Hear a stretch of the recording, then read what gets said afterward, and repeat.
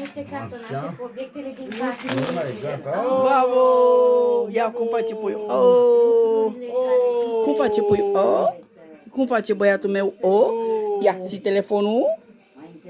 Alo? Dar eu vorbesc cu el, dar nu...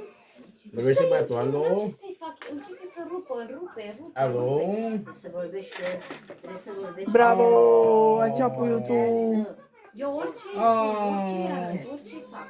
Și fără cântece. Bravo, Amiru. Asta s-a prins, asta, bravo. Cântecele degeaba, să spun eu. Cântece de la... Trebuie să știi. Da, tati, da. Asta, da. Aia e lumânare, Amir.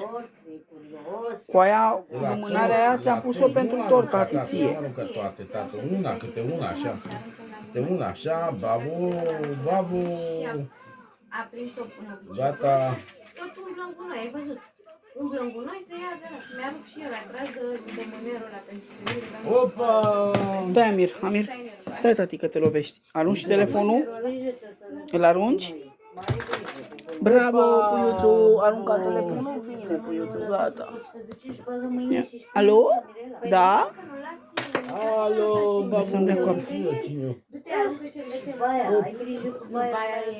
Baia doar cu mine. Sunt eu acolo. Și macinuța? Ce-l joci, ce-l joci? Să-l ia el, mă. Hai să-l ia el. Coacă-le, aduci-te, Na, aduci-te. gata, ușor. Ușor cu Amir, puiuțul. Gata. Dar după ce tu așa,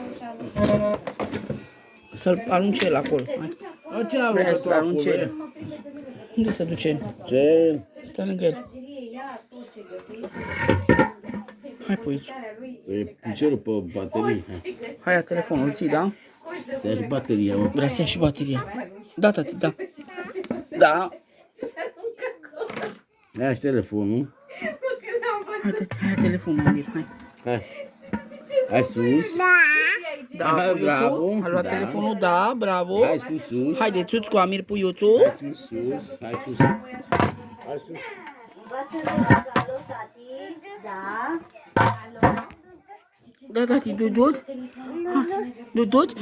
Hai cu puiul Dudut, hai. Dudut, sus, a zis, sau ce înseamnă dudut? Nu știu ce înseamnă Dudut. Salut? Salut? Noroc. Nu?